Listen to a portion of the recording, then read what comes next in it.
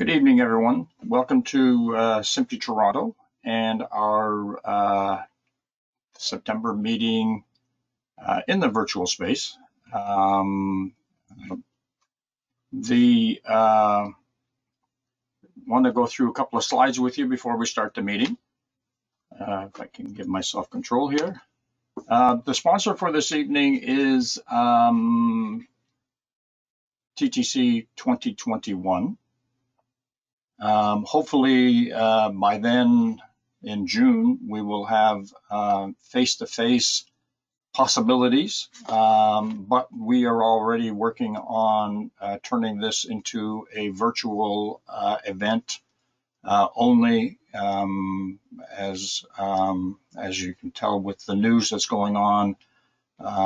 The COVID-19 seems to change on a daily basis. So we're going to keep this hopefully being face-to-face, but we will start working on presenting this as a virtual event. I wanted to share with you this slide because this is our new or our board members for 2020 and 2021. I'm section chair, and these are the following people that have the various seats. And we have some new managers that started in July, Glebe, Jamie, and Kevin, and some returning managers, managers at large, which are managers that assist us. And past chair is Lee Whitcomb. And our Canadian governor is Paul Briscoe. Tonight's meeting is, the topic is from home and remote production, arranged by Peter, Jordan, and Andrew Thomas. We have three presenters lined up, Byron, Michael, and Sasha. Each of the co-organizers, Peter, Jordan, and Andrew, will introduce the various speakers. The presentations will be heard. So just to give you an idea of what's going to happen through the course of the evening, I'm at the controls here. Everything's coming from Midtown Toronto. I will hand presentation control over to the various presenters.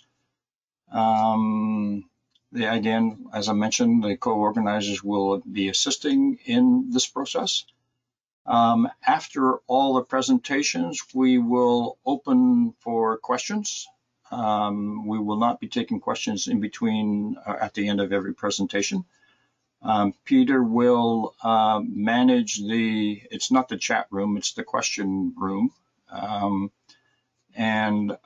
So on your invitation bar for webinar, you should see a pull down where you can add your questions. Peter will read the questions, and we will hear from the presenters.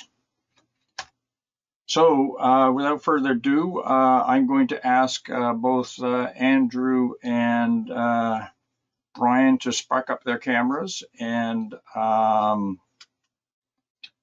actually, you mean Peter. Oh, Peter. Yes, thank you. Yes. So I'm going to douse mine and take it away, Peter. Thank you, Tony. So our first presenter tonight, he's coming from Minnesota. So he's a little further west of us and in another time zone. But it's Brian Nelson. Thank you, Brian, for coming. Brian has been with Alpha Video for since 1992 and oversees the broadcast and the production projects. His area of expertise is live production control rooms, field acquisition, and editorial workflows. His clients include broadcasters, post houses, and university television facilities. In recent years, Brian has become a well-known advocate for NDI video distribution and virtualization production. And Brian did this presentation back in July, and I saw it and I thought it was such a great presentation that I asked him if he would do it again for us here tonight. So Take it away, Brian. Thank you. Fantastic. Thank you, Peter. Yeah, and surprisingly, Minnesota is actually further north from the equator than Toronto is, which is a surprise to most people in Minnesota. So again, yeah, as mentioned, I'm Brian Nelson from Alpha Video. Tonight, the topic is going to be using NDI and SRT for remote production and how we helped with the NFL draft this year. And let's see if I can take over the PowerPoint presentation here. So who is Alpha Video? As Peter mentioned, I've been with Alpha for 28 years. We are a systems integrator for a lot of the products that you guys commonly use. You see VizRT, Grass, Ross, NewTek, Evert. Some of these guys are kind of in your backyard up there in Toronto. So we're going to cover a lot of products tonight, but we kind of have a whole breadth of different products that we know about. We're located out of Minneapolis, as mentioned. We have 100+ staff, and we started in 1970, so we're on our 50th year anniversary this year. So today's agenda, we're going to cover remote contribution in the draft, a little bit about at-home editing workflows using NDI. We're going to talk about at-home production monitoring using NDI, and last but not least, virtualized NDI production in the cloud, which is a hot topic these days as well. So let's first of all cover, I know probably a lot of you have heard of NDI. Some of you might have already been using it. So what is NDI? It stands for Network Device Interface. It's a video over IP protocol designed for like gigabit Ethernet networks.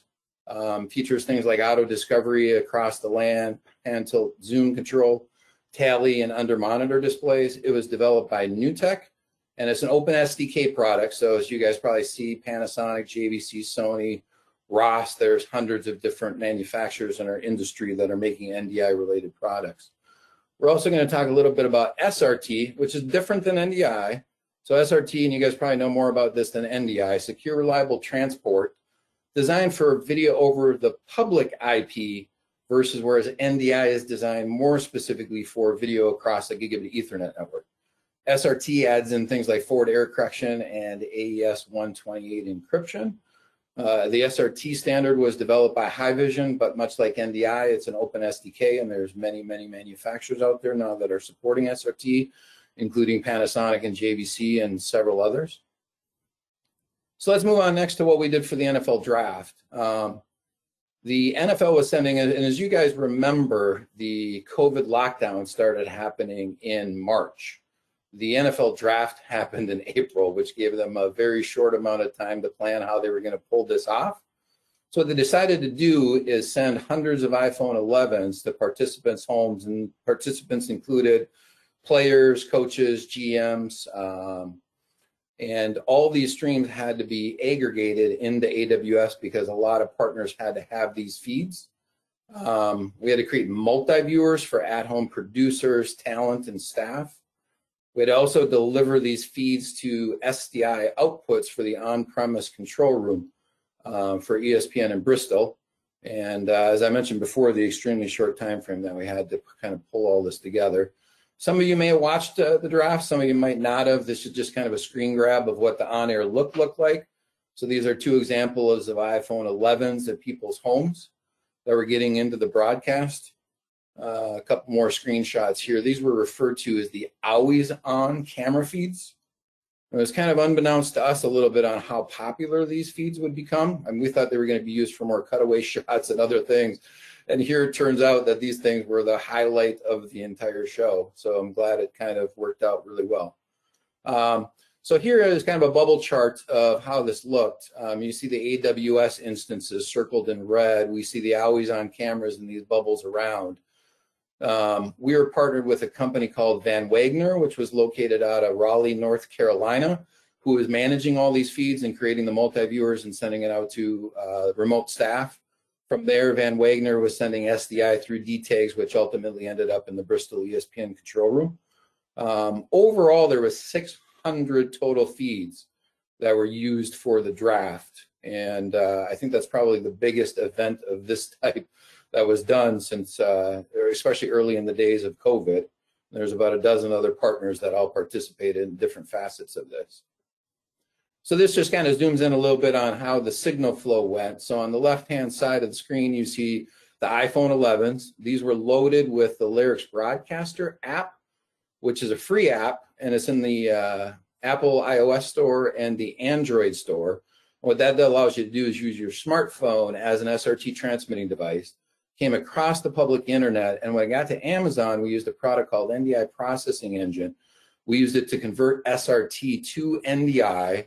We had a primary and a failover, and actually what we did is we send half the sources through one and half the sources of the other, but these were designed to be able to run all the sources through each one of those in case one of those failed. What we did once we did the NDI, converted them into NDI feeds, we created multi-viewers, and then from Processing Engine, we could send these feeds out as multi-viewers or as individual streams to people's homes in a compressed like 6 megabit codec with 6 frames of latency. And we used a product called NDI Router, which allows the people at home to go into a browser and actually have a soft router control panel, and they could select which multi-viewers they needed to see, or if they needed to bring any iPhone 11 full screen, they could pick what sources from their homes. Up here at the top, you see NDI Cloud. What we did is we took all the NDI sources that were coming into Amazon, encapsulated them, sent them down to an on-premise server, and from there we went to 2 other HP servers. Each one of those had a 8-channel Blackmagic I/O card in it that gave us each server SDI outputs that then fed the Bristol control room.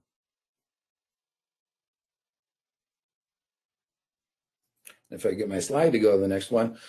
So I mentioned NDI Processing Engine. Let's just go back a slide here. So NDI Processing Engine, we call it software-defined terminal gear. You probably are all familiar with DA cards, embedder, de-embedder, up-down cross-converter cards. So basically this is a browser-controlled software-defined terminal gear system that we ran in Amazon that did all the conversion and everything else that we needed for the feeds and created the multi-viewers. So these were just some of the modules. A lot of these we did use for the drafts of the processing engine. In addition to proc amps, DAs, as I mentioned, up-down cross converters. Kind of a funny story that when these cameras, or when the iPhone 11s were sent out to the people's homes, they were supposed to be imaged by the NFL with all the same settings. But when we fired the system up during rehearsals, we found that some of the settings were at 30p and some of the settings were at 60p. So we had 2 options. One, we could call everybody, and of course these people at home being GMs and such may not be very technical. So we could either call them and go through their settings, or we could quickly put a frame sync and an up-down cross converter in every incoming stream to make sure we conformed all the signals before we sent them down the pipe. But in addition to that, as I mentioned, the embedders, de-embedders, there's the ability to receive SRT, transmit SRT, also supports RTMP in and out, HLSM in and out, MPEG transport stream in and out. Also has a mumble intercom server built in. There's some audio sweetening with some EQs and some other things. Right down here in this gray box, this kind of shows a signal flow. So we have a module bringing an NDI source in. We have a second NDI source.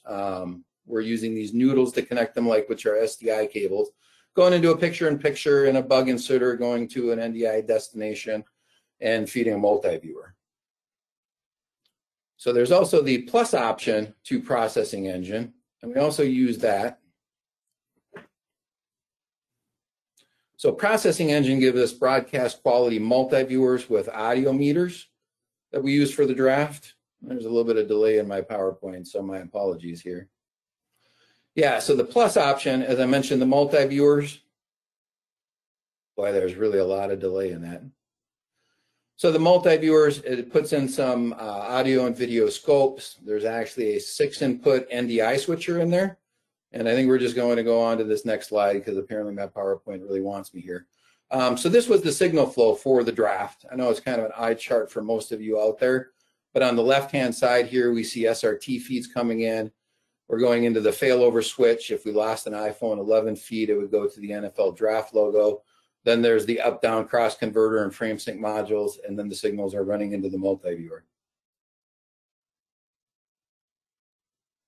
So the next slide here is basically the ad hoc network operations center that Van Wagner used. You can see that web browser that I showed on the previous slide in the middle.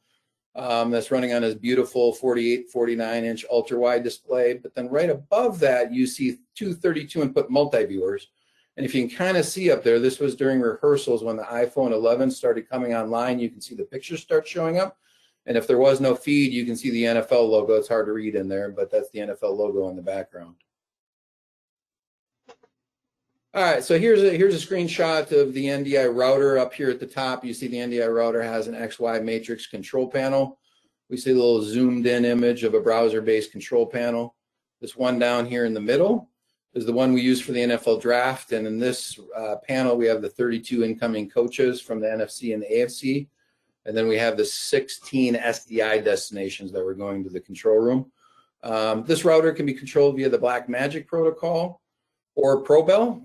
So you can actually use the Blackmagic control panels to control it, or this could actually be another layer on existing like Evertz Magnum or Imagine routing system. And you can also control it from the Elgato Stream Deck, which is a pretty cool little box if you guys haven't seen that. So next subject we're going to talk about is at-home editing. So we're going to move from live to post-production, but using NDI. The challenge is, oh, there we go, finally. So yeah, the challenges with editing from home, I mean, everybody I'm sure is using this these days. It's not quite as easy as sending a laptop home with an editor and say, go edit your stuff, because oftentimes your editors are connected on-prem into storage and archive systems. And you also have maybe MOS workflows for production control rooms and other things. So when they finish editing their packages, they're delivering to maybe a playout server. So it's not as easy for them to edit their content at home and transfer it somewhere. So what most people have done is used tools like remote desktop or thin clients to give the people at home remote access to their craft edit bay within their facility. But as you guys know, remote desktop is not really conducive for getting 30-frame video back through remote desktop. In fact, some remote desktop applications, you can't even get good audio because, as you guys know, your audio may be coming out your AJA or Blackmagic I/O. That audio is not necessarily coming back out through your local craft edit bay audio drivers back through the remote desktop. And sometimes that audio doesn't get back home, or it's out of sync with the video. So there's a product that we've been using called NDI Remote Monitor. And as soon as my slide changes, I'll tell you about it. Here we go. Yeah, so on the left-hand side, you see the on-premise edit bay. We see like an Avid or Adobe. I'm not sure if everybody knows, but both Avid and Adobe support native NDI playout from the timeline. So the remote editor at home, he's using the tools I mentioned, remote desktop or thin client or VPN or remote KVM to access his editor. But because this is NDI coming out of the editing system, we can use a tool that converts the NDI into a low latency 6 megabit stream with forward error correction that gets sent across the internet and goes back to the editor's house. And there's free Windows and Mac desktop players. There's also an iOS app that you can download that you can use. There's also a TV OS, so you can use an Apple TV feeding your 60-inch TV in your living room as your edit preview monitor. Because we're streaming this across the internet, it also allows other people to watch the same stream. So if you're doing like a remote client or over the producer application where somebody else needs to collaborate on your timeline, both people can be watching the stream at the same time. And as I mentioned, this is 6 frames of latency from the edit system back to the remote viewer, which is about the same latency as you logging in remotely to the edit system. So when you're editing on this, it's nearly instantaneous. So now some people say, well, I have more than one editor. So this is kind of a work group scenario here where I've got 5 editors and I'm taking NDI, and instead of putting the application on the editor itself, which takes a little bit of overhead, I'm taking the NDI feeds from all the edit systems across the local area network. I'm going in the NDI Processing Engine, which is creating that 6 megabit, 6 frame latency feed to the remote viewers via the free apps that I mentioned. Up here on the right-hand side, you'll see, because as I mentioned, Avid and Adobe support native NDI out of the timeline, but like Final Cut Pro, Resolve, EDIUS, Flame don't necessarily have NDI output at this time. So you can simply use a Magwell, KiloView, or NewTek converter to take SDI or HDMI from the edit system, convert it into NDI, and send it down the same signal path. Down here on the lower left, because the processing engine can create multi-viewers, like I talked about before about the draft, you can actually send a multi-viewer out as a single stream to a manager console. And David Sullivan from the Philadelphia Eagles is using this system and absolutely loves it because he can sit there at home on his couch on a 60-inch living room TV, and he can watch all of his editors edit in real time, which is more visibility he has now of what the guys are up to versus when he was on-prem in his office and all the editors are locked in their dark editing rooms. So then over on the right-hand side is worth pointing out, we've had people go into their edit bay and take out their beautiful Sony or Ikegami 24-inch production monitor and bring it home and want to edit with that as a preview monitor. The challenge is the remote editing on the system at the facility. So by using NDI across this network, we can actually reflect NDI across their home network and use another sub $400 NDI to SDI converter, and they can actually plug in their favorite Sony, TV Logic, or Ikegami monitor. So now we're going to change gears again, at-home remote broadcast monitoring. So instead of editorial and post, we're going to talk about live monitoring. So in this scenario, this would be for a master control operator. It could be Crispin, Florical, Grass Valley ITX, whatever your automation system is, or production control room with a Grass Valley Ignite, Ross Overdrive, or Sony ELC system. And people are using the same tools to remote into those systems, but again, we don't have real-time, low latency preview back to their house. So in this scenario up here at the top, I kind of show like a traditional Evertz or Imagine Utah router, the on-prem routing system, taking SDI, converting it into NDI, and in this case, just using a simple Blackmagic 8-channel I/O card like we used for the draft. In a computer, converts those signals to NDI. Using the NDI Processing Engine running on a second computer, it regenerates these 6 megabit low latency feeds to remote technical director or remote master control operator. So there's just kind of an example of what this would look like for the home operator. We see a laptop in the background with a browser open with the router control panel, and then we see from Processing Engine a quad multi-viewer with level meters at home. And I think we might have passed by one slide, so I'm going to attempt to back up here. Because in the previous slide, we talked about 8 SDI inputs coming through. And we can actually do this at scale. So this is a scenario where the client needed 40 baseband SDI inputs from the on-premise system, and they had 20 remote operators that needed to see various different feeds at home with the browser-based control panel. So, and you can actually take 3 Blackmagic 8-channel I/O cards and put them in a 2RU server. So we can actually condense 24 channels of NDI from SDI in a single 2RU server, which is pretty cool and not very expensive. So now some customers say, we're doing remote editorial, we're doing remote production control room, and we're doing remote master control, and Processing Engine can take a lot of those feeds in. Is there a way we can leverage this system to do all of this? So this is a drawing from an actual client. Over here on the left-hand side, we see some Adobe Premieres coming in NDI. On the bottom over here, we see some Avid Media Composers coming in NDI. Also, they were doing remote graphics production. So they were taking their Viz engines, which have native NDI output, as well as Ross Expression and Chiron, all have native NDI output. So we're sending that into an NDI cloud node, sending that to Amazon, as well as some baseband ingest I/O using the Blackmagic cards. But then up here at the top, you notice there's a LiveView receiver. So, and I'm sure many of you guys know who LiveView is and own quite a bit of their gear. The LU2000 receiver, which has 4 SDI output spigots, also gives you 4 NDI feeds from those. So in this scenario, we're actually taking all their LiveView packs and sending those across NDI, bringing all those feeds up into Amazon, and all their remote at-home users, whether it be graphics, TDs, master control, or editorials, are all actually seeing these through Amazon. And then the customer also had an existing Haivision media gateway system. And because Processing Engine can take in SRT and send SRT out, we pass their SRT sources through Processing Engine, and now everybody at home can also monitor all the SRT signals that were in their plant. And what's not on this is the customer also wanted to take feeds coming from Processing Engine as RTMP and feed them into their in-house IPTV. system that feeds basically their house cable system to their broadcast plants.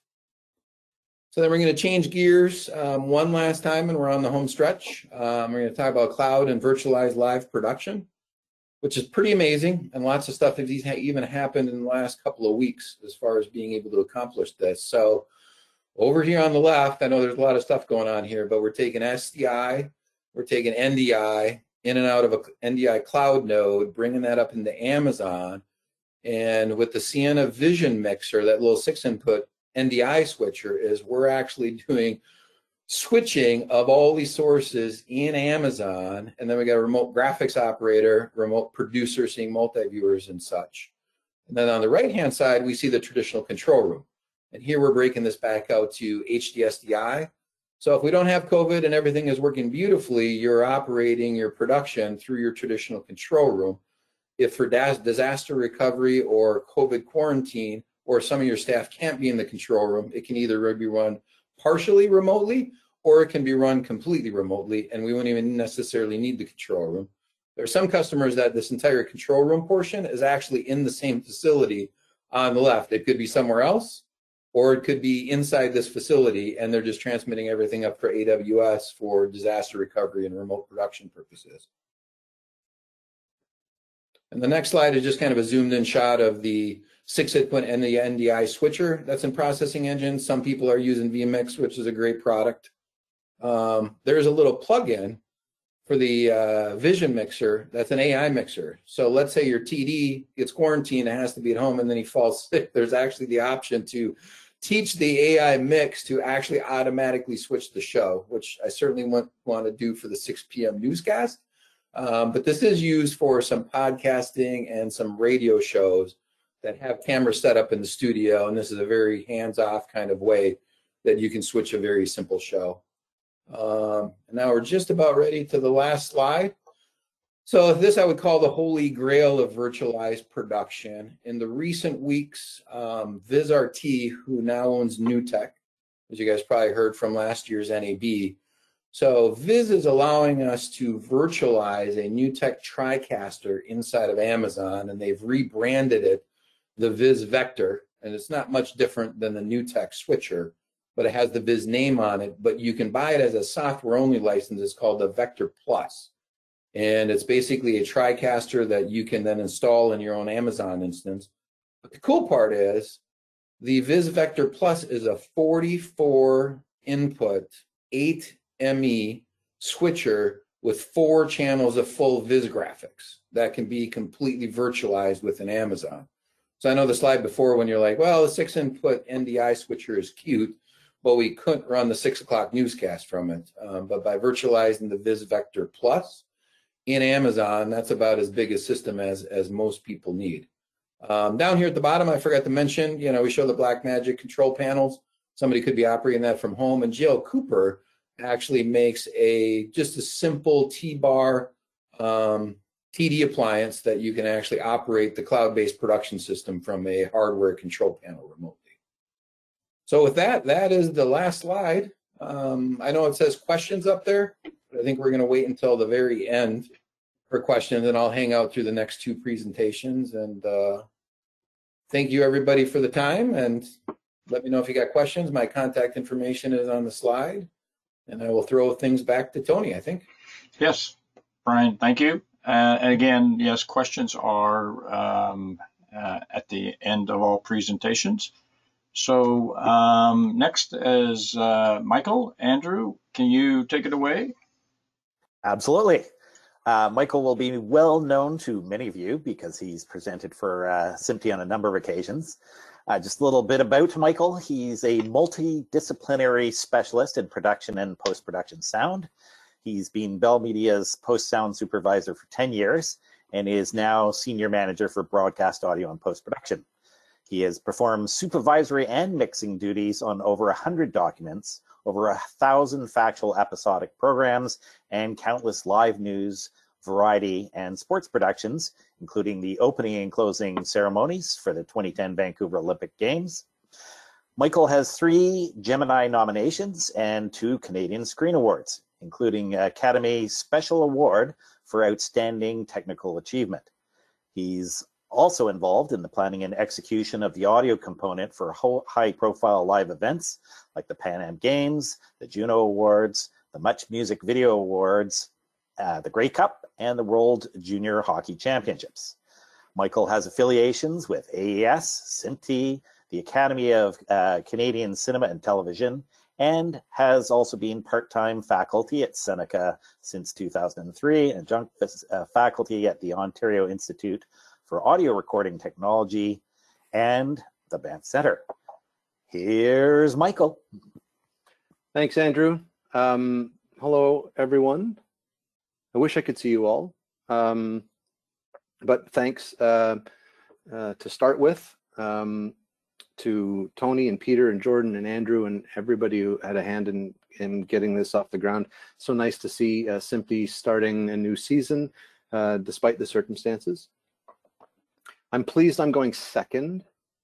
I'm also pleased that I had previously made the decision to talk to you tonight without the benefit of a deck.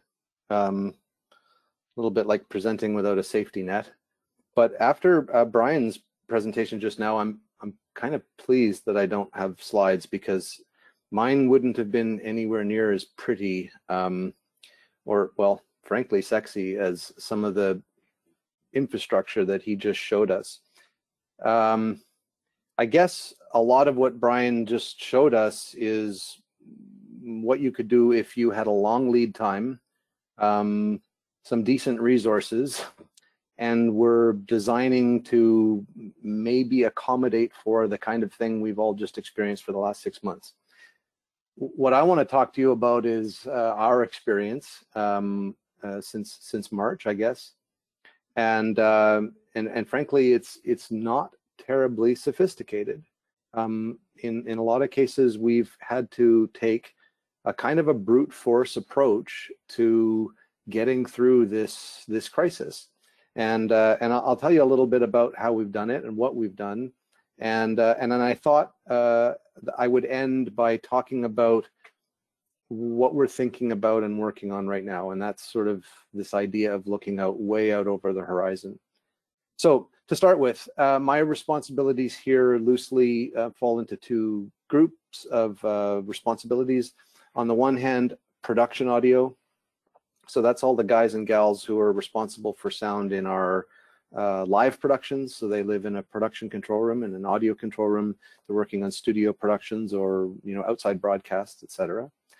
And then on the other hand, the post-production, with an uppercase P group.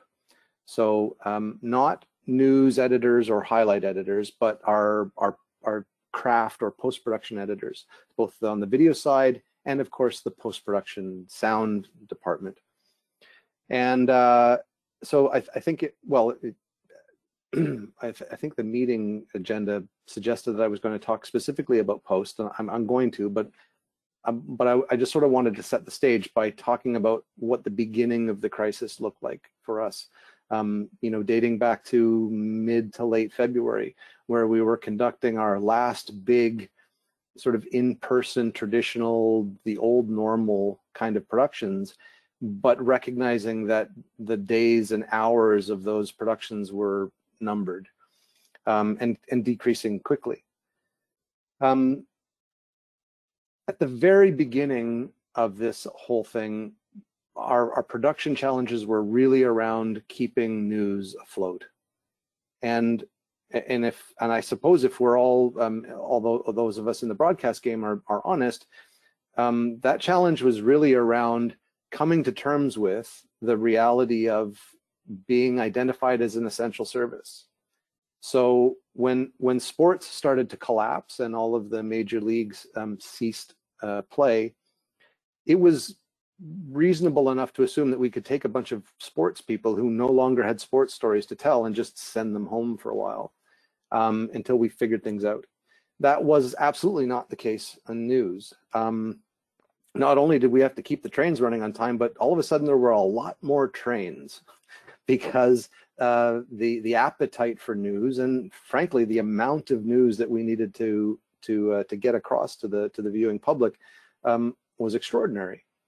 So at the very beginning, we actually had almost the exact opposite of a technical challenge. News was still happening. There was a lot of it. It was all still happening here on-prem. The crews all needed to be here. The anchors or presenters were here. I mean, basically everyone was here. And so the issue was, how could we keep that happening and keep everyone safe? So at least for the first few weeks, it was really a human resources and scheduling challenge.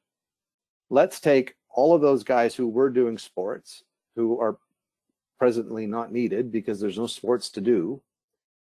Let's bring them into the news silo, and it's helpful that everyone is already cross-trained. So I don't have any, I might have specialists, but I don't have anyone who exclusively does news or exclusively works on the sports side. So suddenly everyone's in one big pool, and I can quickly do things like start changing crew rotations so that they're jumping between fewer productions in the course of their week. I can change their tours. So what is it that I'm doing in an 8, 10, or 12-hour day? And traditionally, especially in news, our crews' days are broken up into lots of small intervals. And over the course of a day, not only may they perform different roles in some cases, but certainly they're performing their role in different studios and different control rooms over the course of the day. We needed to put an end to that so that there was a very fixed number of people who were going to be in any one space during a day. That had to do with how quickly we could clean a room and turn it around, and just really simplify the operation, just to settle everyone's nerves, keep everyone safe, and then quickly turn our attention to how many humans does it actually take to do this job. So for instance, we've got lots of production control rooms where it's more than easy to keep more than 6 feet of distance between people, and in those rooms there wasn't much we had to do other than, I suspect we all went out and bought way too much plexiglass in a real hurry and started erecting weird sneeze guards in every conceivable place. But in bigger production galleries, there wasn't much to be done. But in smaller control rooms where distance was a problem and you've got too many humans packed into the gallery, we started finding other things to do with them and found every available space on campus and started building things like producers' palaces and PA palaces and graphics palaces to try and get as many people out of the control rooms as possible to maintain distance, to maintain isolation, to minimize the number of places that someone needed to be during the day and the amount of equipment they needed to touch. Of course, like I suspect everyone else, we also had our challenges around how to clean equipment and how to do it without causing damage. Or, for instance, we found that one of the cleaners we were using initially was causing a very, very small but persistent buildup of material on fader caps on the top of, on the top of an audio fader. And that small little film that was caused by constant cleaning was causing the faders to lose their touch sense, and suddenly consoles start misbehaving or touch interfaces start doing squirrely things. So it was a lot of nuts and bolts stuff, and it didn't really have anything to do particularly with technology or doing something unusual. Until we got to that sort of next phase where suddenly there was an interest in getting anybody we could out of the building. And I'll say just now, if it's not immediately obvious, that much of what Brian just showed us, and there's a whole sort of ecosystem of really great tools out there in the market that would let us do the things we've done over the last 6 months, maybe a little bit more pleasantly, or maybe even with a slightly better outcome, but would have required much too much time. Never mind the money, but just much too much time to plan, design, acquire, build, test, et cetera, et cetera. We were moving much too rapidly for any of that. So once we started throwing people out of the building, the first thing we kind of ran into was something we'd always taken for granted. We've all, I think, been using things like Skype and FaceTime forever. It's kind of the new normal that, well, it's always been the case, I suppose, that the definition of broadcast quality is whatever quality you're prepared to broadcast, right? So when was the last time anyone cut a double-ender interview? Why would you bother? We'll just do it in real time. And yes, it'll be a cell phone over Skype or FaceTime, but we won't have to edit that double-ender. We won't have to fake it after the fact. And yeah, the picture doesn't look maybe the greatest compared to the anchor who's on camera in studio, but whatever, let's move on. That's fine. It's always been based on the idea that one or more of the presenters, and certainly generally the talent, is on camera in a conventional studio where they have all of the creature comforts and all of the capabilities of being at home. And it's only usually that guest or that remote collaborator who is coming in over those consumer-ish kind of links. But now we had everybody out, sometimes the anchors or presenters themselves. And then we came face to face with what it really means to have a bunch of people on connection links like that are that sort of weird semi or half duplex kind of thing that you get out of something like a FaceTime or a Skype.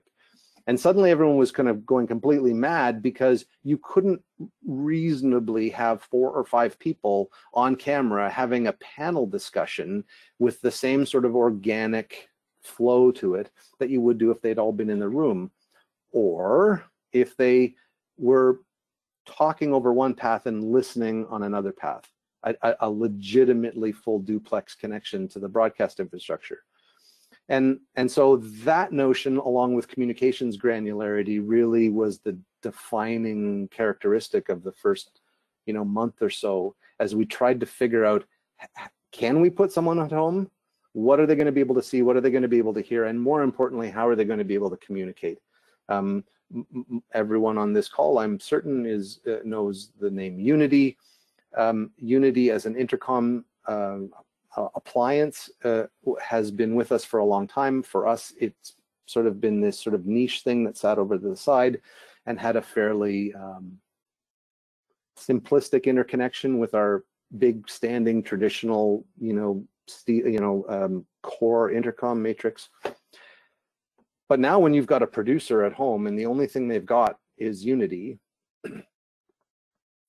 just ignoring for the fact that, yes, it's possible to put an Arvon panel somewhere and give them a real intercom panel.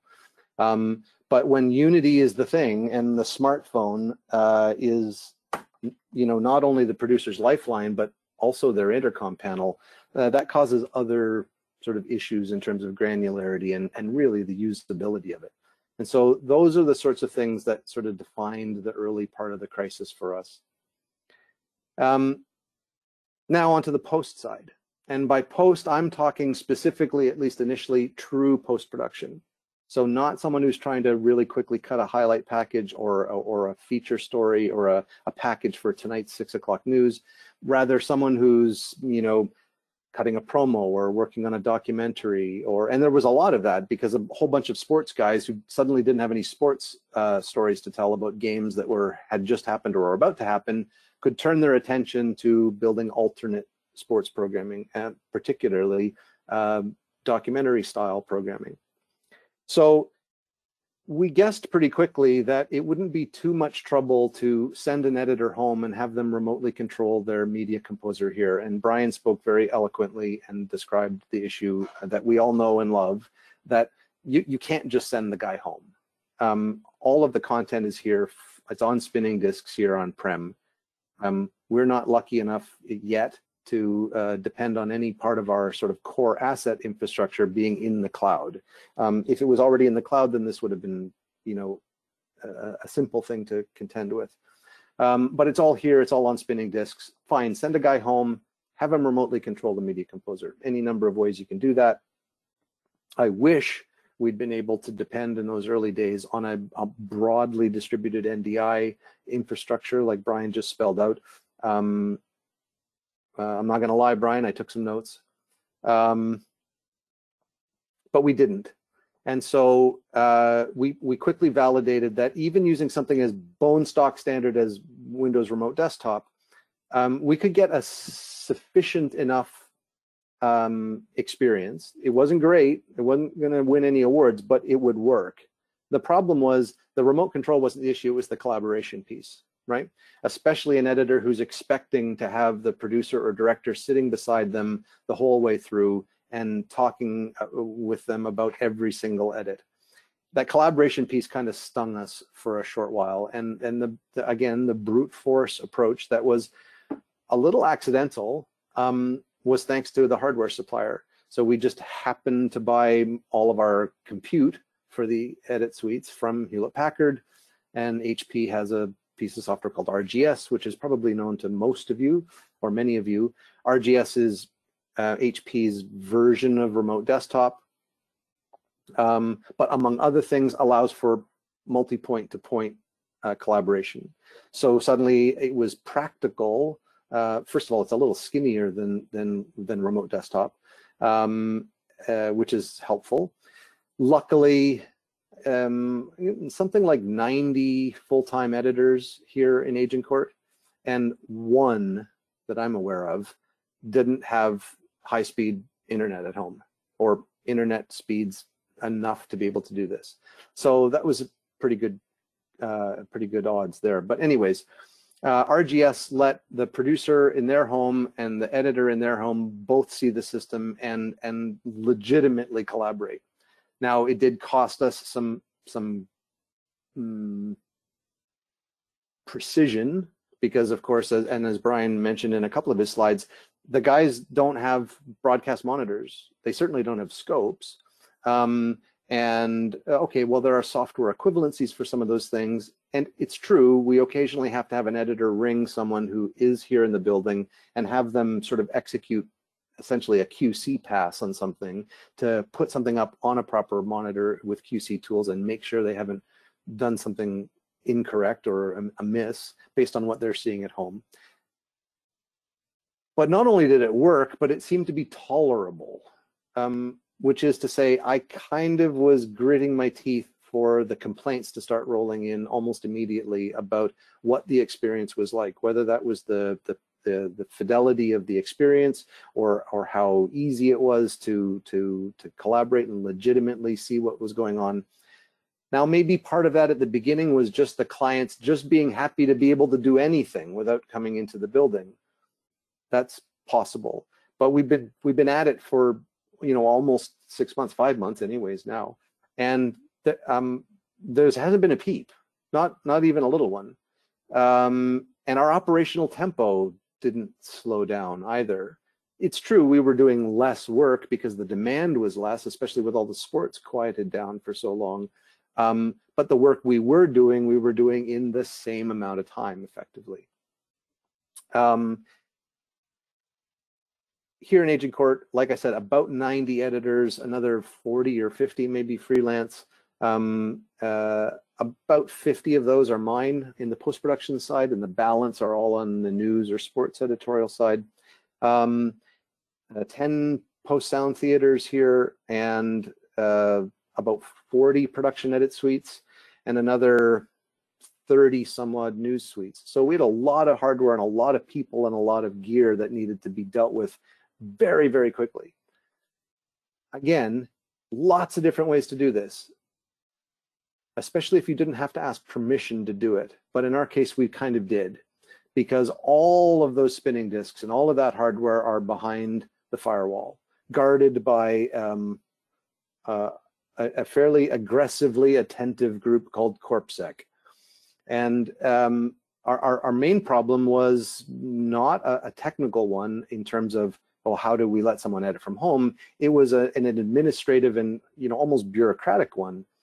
I can't let someone edit at home unless they have corporate hardware at home, because unless they have corporate hardware at home, they can't get through the firewall. Now, each of our edit suites just accidentally, or I mean by design, but it was accident that it worked to our advantage.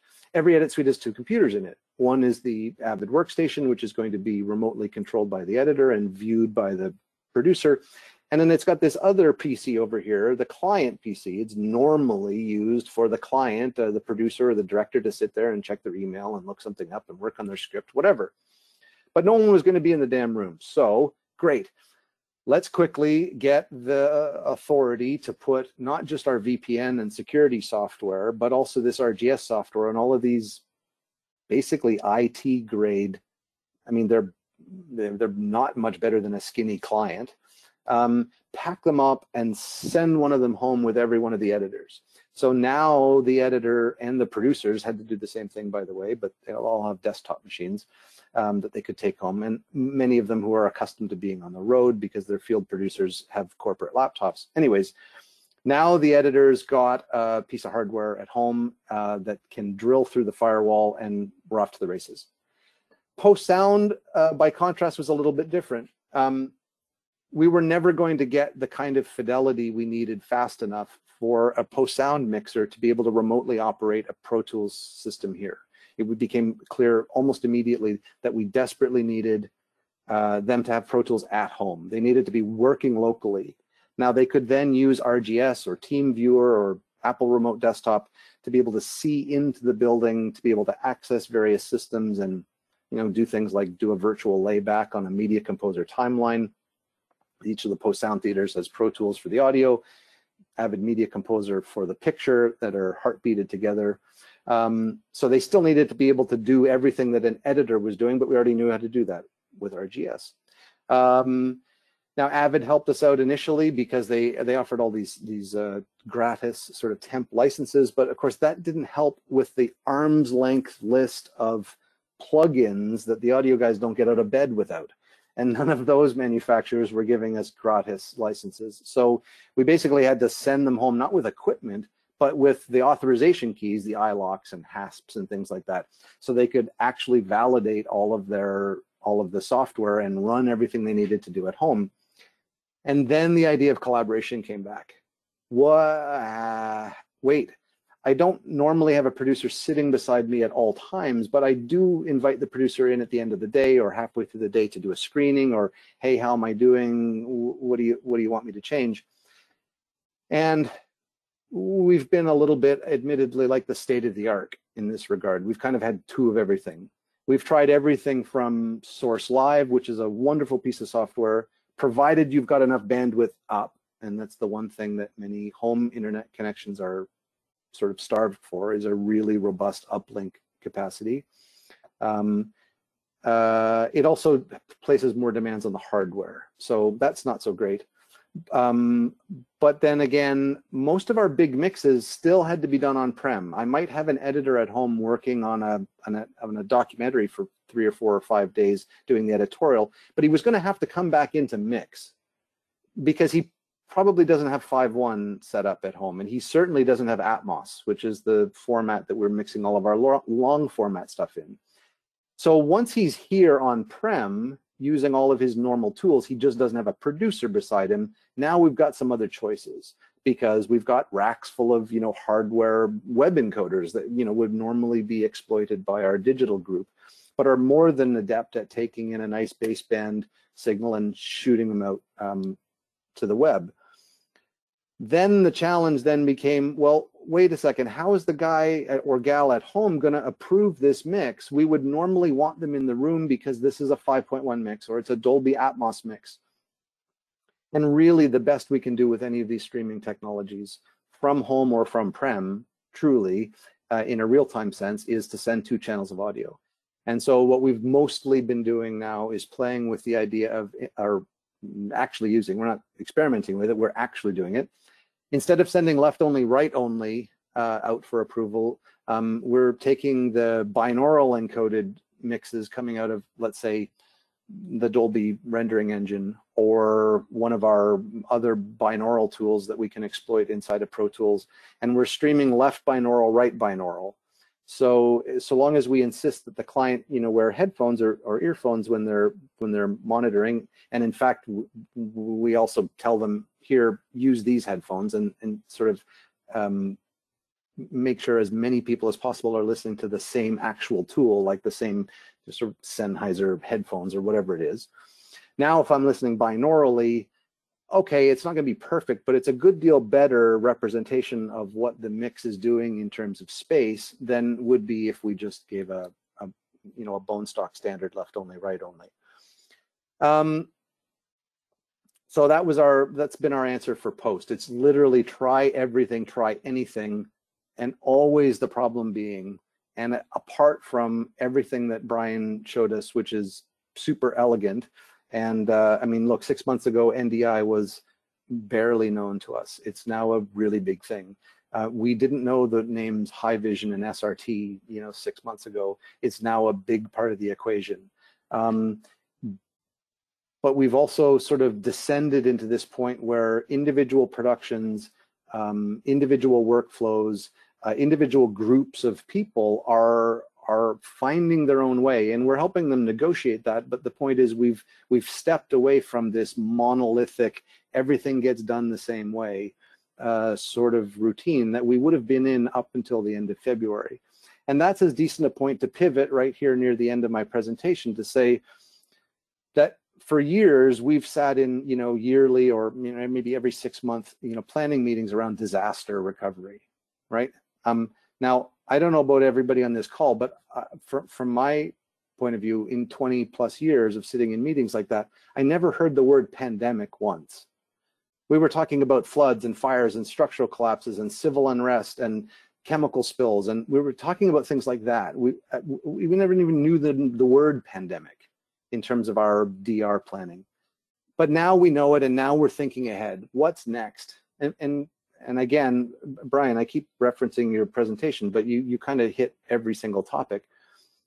The real gold standard for us now, the North Star, as it were, is a completely decentralized production environment. And we're aware that there's a bunch of different ways to skin that cat, as it were. But do we need to do that just for the next pandemic? Or is there actually lessons learned that we're figuring out the hard way now about how you play a team sport when not all of the players are allowed to be on the field at once? And we're kind of learning that the hard way by breaking up the production galleries and some people are at home and some people are in different buildings and some people are in different cities. Is there a way technologically that we can start thinking about completely decentralizing this and yet creating the practical illusion of everybody being together? And so one of the things we're thinking about and working on pretty actively right now is to look down either an augmented reality, or in truth, I think I'm a little bit higher on the possibilities of a truly immersive VR environment.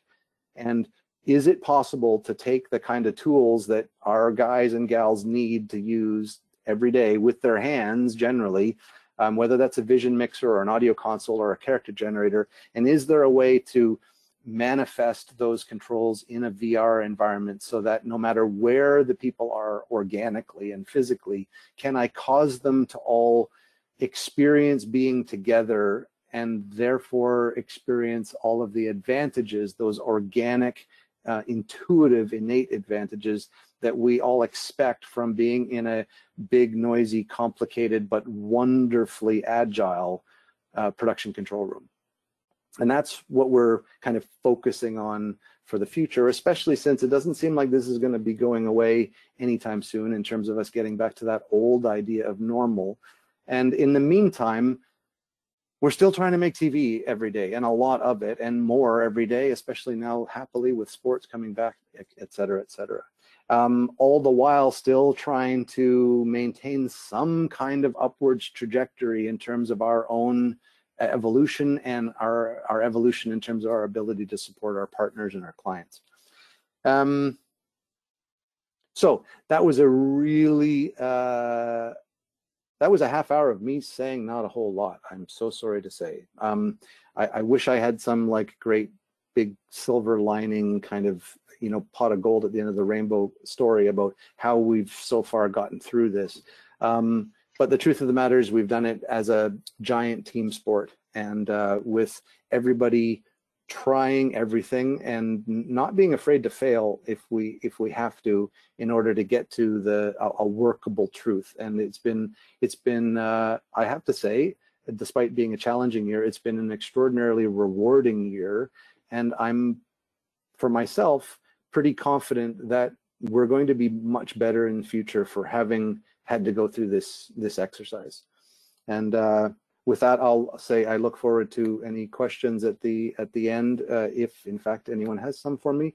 And I'll say thank you and turn it back to whomever it is I'm throwing it back to. Oh, there you are, Tony. Yes, Michael, thank you. Thank you very much. Jordan, if I can get you, well, you already have. And Michael, if I can get you to douse your camera, and thank you. And Jordan, take it away and with Sasha's introductions. Well, thank you. And I'd like to introduce Sasha Zinovic, who Sasha is the CEO of Nextologies. And I've known Sasha for many years, and I'd like to welcome him here to SMPTE. Sasha is one of the founders of Nextologies in 2010. His game-changing idea of providing broadcasters and content owners with reliable and more cost-effective alternatives to video delivery and signal acquisition onto various operator platforms has greatly established Nextologies as one of the world's largest broadcast audio and video delivery networks. Nextologies clients include some of the largest names in broadcast, including Associated Press. And prior to Nextologies, Sasha began his career as an assistant at the Ethnic Channels Group, ECG, as an operator over 100 television channels in 20+ languages. He quickly proceeded to be chief engineer and later to CTO at ECG. Sasha pioneered the innovative IP technologies to deliver solutions that not only enabled ECG's channels to launch on platforms and apps worldwide, but literally saved them millions of dollars over traditional broadcast solutions. Sasha has always had a keen interest in technology. Prior to his career in broadcast, he ran and then sold his family's highly successful North American carrier service company. So I'd like to welcome Sasha. The virtual floor is yours. Sasha, I'm just in the process of giving you presentation control. Excellent. Thanks, Jordan. Thanks for that introduction. I will share my screen here, and I will say I do not have a wonderful presentation like Brian did, and I will touch on what Michael said, saying I don't think I could have done a good job, as good a job as Brian. So what I figured to do is just to dive in and explain. And I apologize not having something scripted here. I'm gonna, go as Michael did, sort of off the cuff, and really, show who we are, what we do, how we helped in the age of remote production. And recently, prior to COVID, we weren't involved in, remote production in the essence of what we're all experienced about. It came down to flexibility and demand, and I think Michael and Brian both touched on it about the hurdles that might be encountered at a facility, at somebody's home, you name it. There could be tons of different issues that happen, and what ends up happening is you have to buy another piece of hardware or license another piece of software. And this is where Nextologies is different in its ecosystem and what we do as a provider. We do custom end-to-end broadcast solutions, but don't misunderstand the custom. It's nothing proprietary here. We've been operating in the IP transport stream space since inception. And the reason I announced that properly, the IP transport stream is built in that DVB spec or that ATSC specification. It's not a new spec or something new like NDI that's been introduced recently, which is a great product. But you're dealing with that compressed video. So, from our perspective was, we built our entire ecosystem to support that. And because of that flexibility and looking at satellite operators or regular integrators or other operators in the US, most recently was American Idol finale, where they had a problem. COVID just hit. They have a few last few episodes to prepare and to get to air. And they want to send PTZ cameras out there, or they want to have some form of communication. And the integrator or the vendor to American Idol, they didn't have the wherewithal in the IP space or wherewithal in the technology space. They didn't have the time, and Michael touched on it perfectly, didn't have the time. They needed it now, right? If they had time to prepare for it, sure, they could have spent the money, invested that, and made all that happen. So everything I'm going to show you today here, and I apologize, I have 3 screens here, and I catch myself out of the corner of the eye, out of the corner of my eye here. So that's why I'm looking off to my right. But Nextologies is custom end-to-end broadcast solutions, and why that's important. Trust me, it'll all come into play. You know, that decentralization that Michael touched on.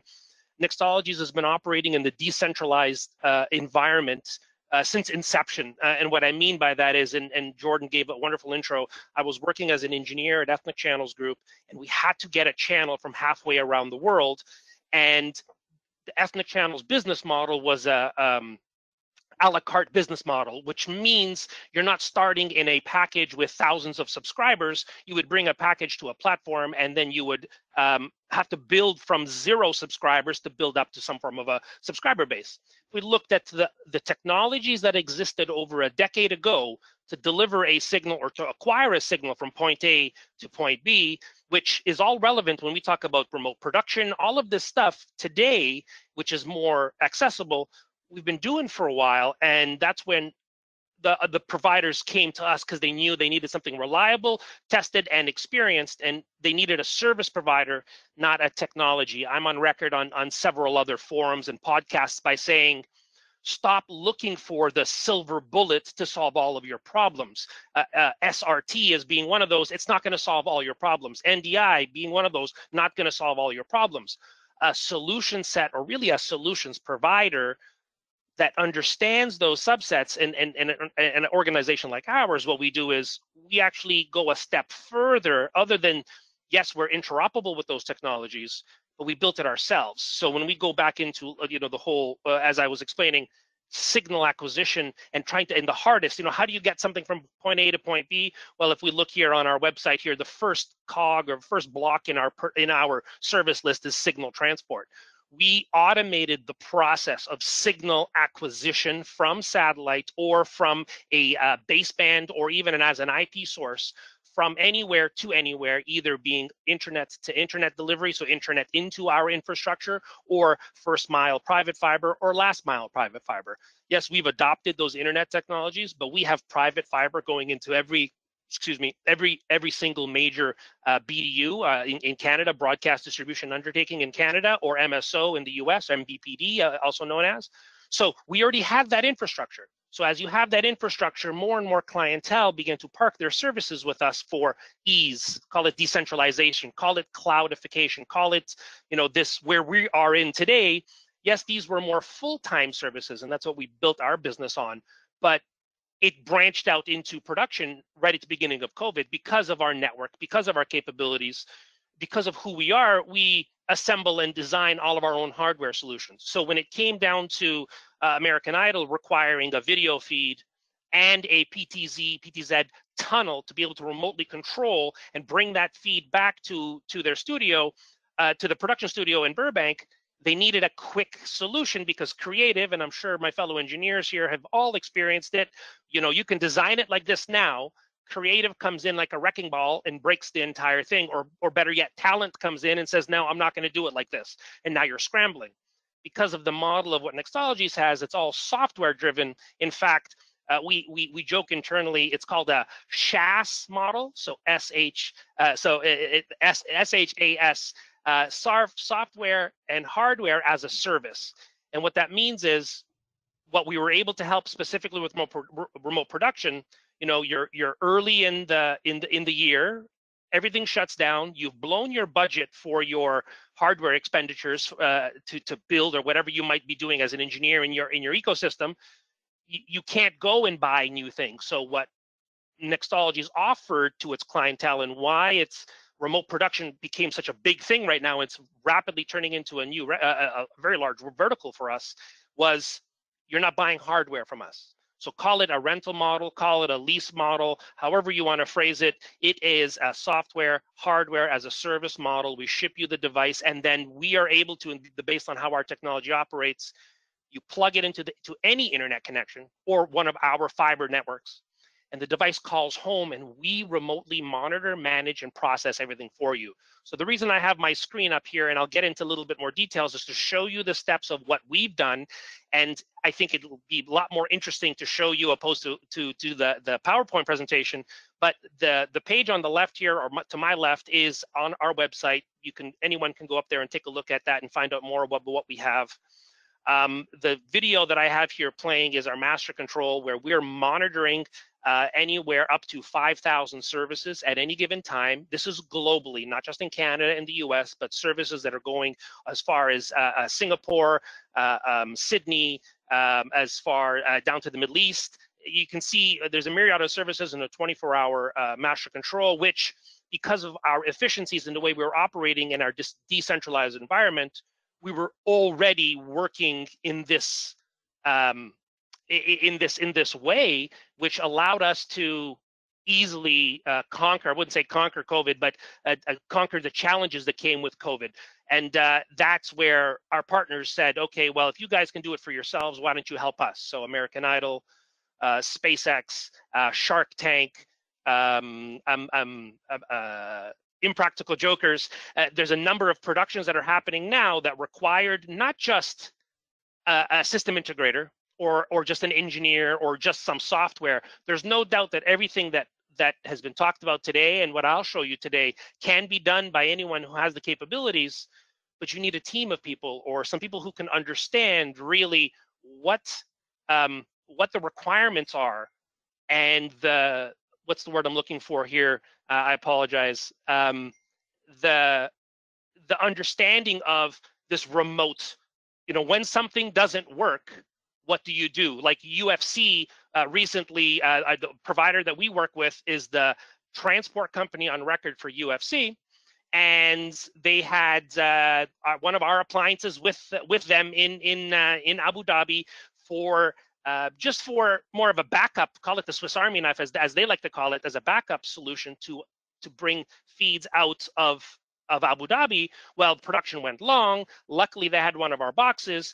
They ran out of satellite time. They were double bookended up on satellite, so they had to get off a satellite, and then they switched to our feed, which, the last 45 minutes of the UFC event on the Friday, the day before, was all done by Nexology's technology. It was a service. It wasn't just our technology, but it was that full service set that we're doing that accelerated that. Again, I'm at a loss of words this evening. All the ideas that Brian and Michael are that previously talking are swishing around in my head.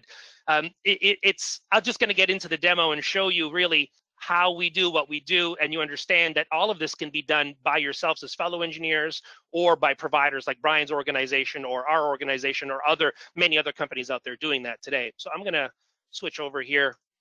And what you're looking at right now is our centralized control panel.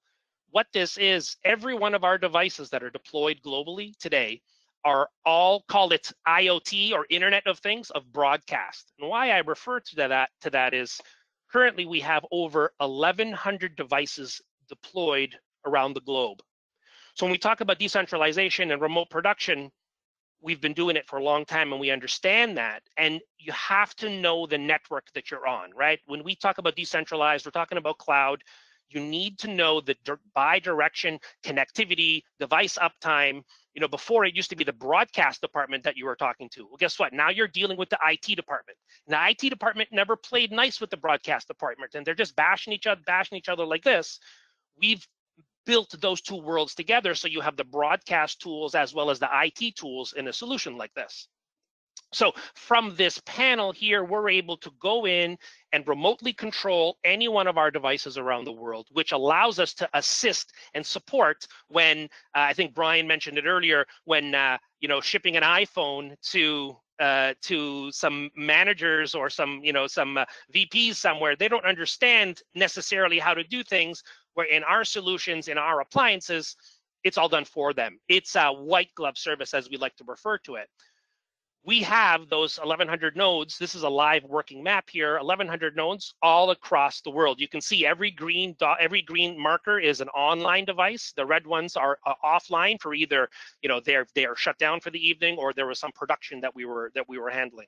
So this gives you an idea of our decentralization. And the best part is we didn't need to depend on AWS. I know a lot of my friends here and partners always refer to either a Google or an Azure or Amazon, but unfortunately, there's no 1-800 Amazon.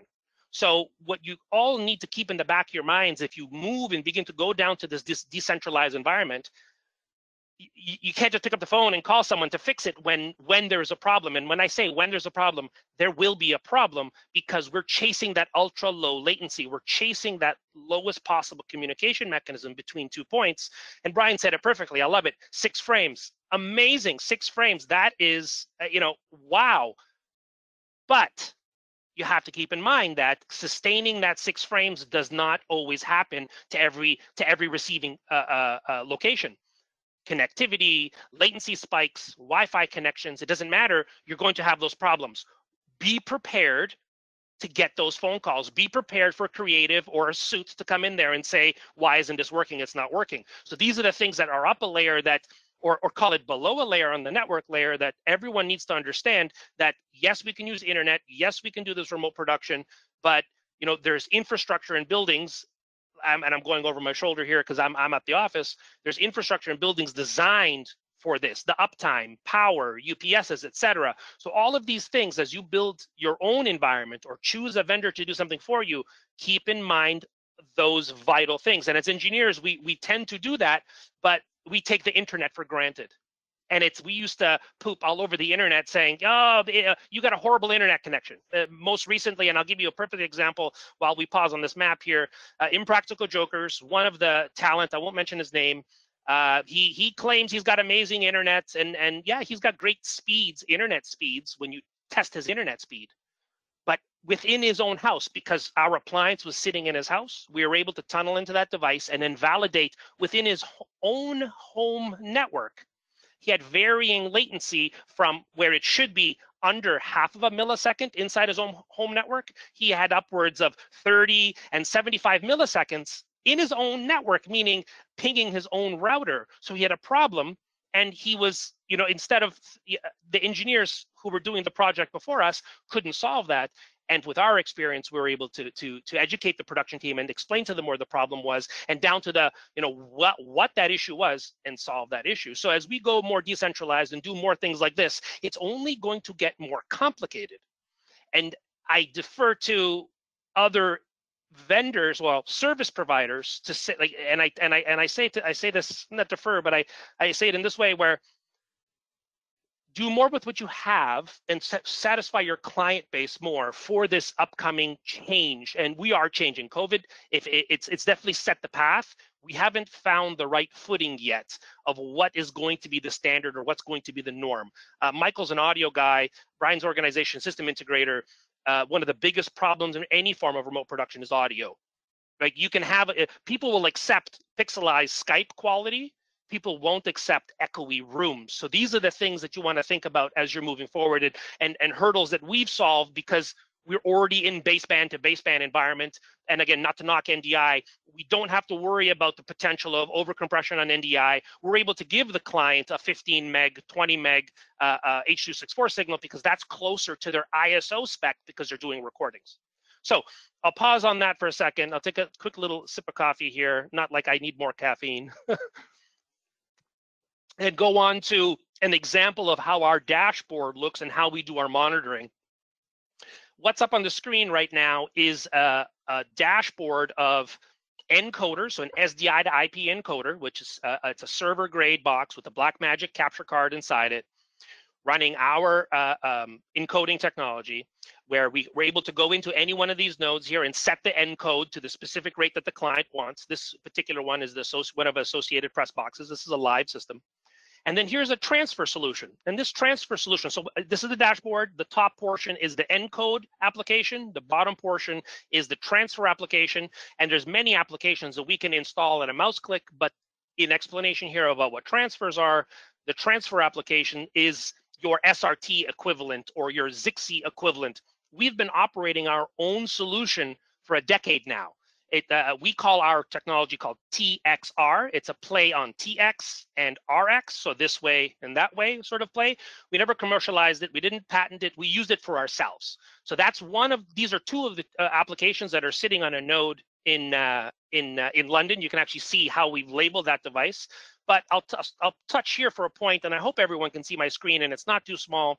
But we're able to, through a mouse click, enable any one of our devices to do transcoding, maybe standards conversion, transfer, as I mentioned. Let's say a client is giving us a multi-program transport stream, an MPEG transport stream. We're able to demux that and create a single program transport stream out of it. We're able to decrypt. So if a signal has BIS, BIS1, BIS2, BIS-E, we're able to now decrypt localized on that box.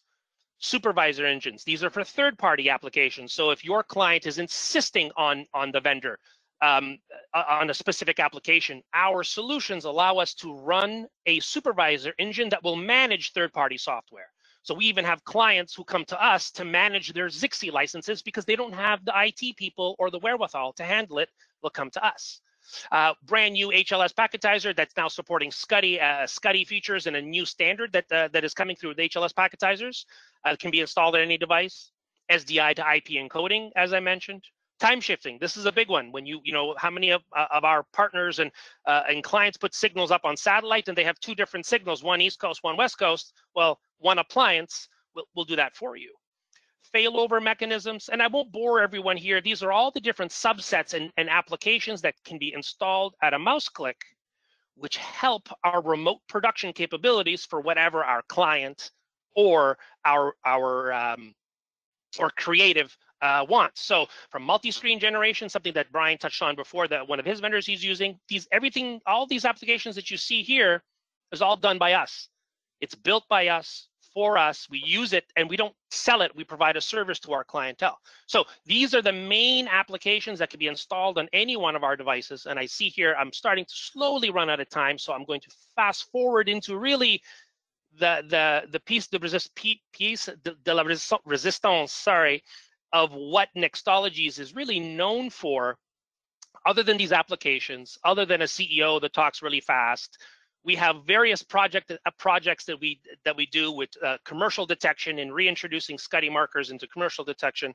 I don't want this to be a sales pitch, but the capabilities is all done by us, which enhance our remote production capabilities. So when a client comes to us, like a UFC or a Top Rank Boxing, and they want to keep their commentators at home, but they want to watch the fight, but distribute that feed to other parts of the world, we're all able to do that here in one vendor, one provider like Nextologies. We've gone even down as far as building our own playout system. So now we have our playout capabilities where a client can now spool up a channel out of nowhere. You don't have to learn how to use AWS and install an Amagi instance or whatever your playout software of preference is. You're able to do that all through a broadcast cloud organization like Nextologies. So I'll pause here, have a sip of water, and leave everyone with some really cool stuff that I'm about to show you that I don't think a majority of people in the room had no clue who Nextologies was up until today. I like to use the phrase, we're the smallest, largest company that you've never heard of until today. You know, we all know David Copperfield. David Copperfield is in front of the curtain. He's got a team of people behind the curtain that make that David Copperfield look like the real magician. Nextologies is behind the curtain. That's who we are. That's what we pride ourselves on. That's the type of organization that we are. And why is that relevant today? What really set us apart in the remote production capabilities, and really what is missing, is the end-to-end service provider. The technology that we've put into play, we've pre-built for our own business use in five locations globally. Pre-built a TVRO list, television reception only, meaning satellite downlink. We have instant access to over 76 satellites, meaning right now, and I hope to demo this before I run out of time, I'm able to route any signal from any satellite anywhere around the world. We blind scan every single satellite every 15 minutes. Some are a little bit shorter, some are a little bit longer, but an average every 15 minutes. To my fellow engineers in the room who know AsiaSat 5, I couldn't put a satellite dish large enough in my facility here in Toronto to access that satellite. I need to find a partnering teleport to send my hardware. You know, can that teleport even see that signal? Well, what we do, we blind scan that satellite. And if some of you are familiar with LingSat, a free website, user-driven, where people can contribute their information and their own information, put it up on satellite. Well, we've taken it a step further. We're LingSat on steroids. So we are able to we actually index every 15 minutes, and we keep history of this. So I can click on the timeline of this signal on that satellite. I'm able to click on it, load the timeline,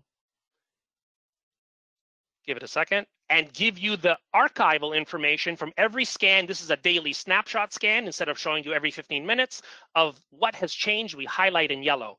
To some engineers, this is hugely valuable because I've been on the receiving end of they're changing the signal. They change a PID or a program, and that goes away. So what I'm going to close this up here, and I'm running under 4 minutes here. Not only do we do a blind scan, we take a constellation image to my RF engineers in the roof. They'll look at they'll look at the constellation image that they understand that's a good 8 PSK signal. We also plot the signal to noise ratio over time so that we know over time how good those carriers are. There is a statistical lossless delivery over satellite margin chart based on your FEC and your modulation. So we plot that, and you can actually see some of them here that are red. And those particular time of day, they may have had a low signal or bad signal. We log that and keep that for eternity. We even have an RF section as well that we've taken offline, but I will show you that quickly. And we also have the remote RF spectrum analyzer. So again, decentralized production, but decentralized signal acquisition, decentralized signal delivery. So all of that is sort of happening in the Nextologies ecosystem. So I'm going to fast forward here right to the end. I'm going to show you two last things. One is every channel that we plot on our graph, every channel that we acquire automatically through our own Nextologies AI generates a hop chart. This is a hop chart, but this is the actual channel view. If it'll load. Oh, my luck, it won't load. Let me refresh the page. Come on. Here we go. And this is a diagram example. This is automatically created other than the decryption IRD in the middle because it has dotted lines around it. It's a device that we cannot control or we cannot monitor. So this is a fully breathing, living graph. So if there was a problem with this channel, something would flash yellow or flash red. I'll go into the last part of this demonstration here, and I'll choose some random, and because I normally interact doing this demonstration, I'm going to choose Asia Sat 5. On the bottom right-hand side of my screen, you can barely see it, but the bottom right-hand side of the screen is a command line transport stream analyzer. Now, why is that important? Well, when I'm tunneling or our team is tunneling into a remote device halfway around the world, they may not have the ability to have a stream expert or a transport stream analyzer. This one here is sitting on my machine, and there's obviously no feed here. That's why we have errors. I'm just going to spin the wheel as I like to do here, pull a feed. Here's Reuters TV News sitting on 3960 on Asia Sat 5. I'm going to press the start button, and what'll happen here, and if real world demos don't go wrong, what'll happen is here, you'll see the transport stream analyzer at the bottom of the screen. So it takes about 20 seconds to facilitate. It's our automation network now that is automatic. I didn't need to call our teleport. I didn't need to call anybody. An engineer here can do a mouse click. In fact, our client can do a mouse click, hit start, find the signal, hit start, start the transmission, and if everything goes to plan, you should see a 10 megabit video, a 10 megabit mux show up here. Come on.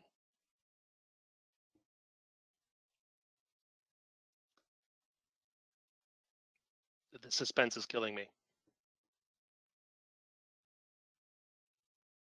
All right, I'm going to jump to another channel here. Let's grab Dubai Sports. It's another channel. Let's click start on this one. Let's see if that kicks in.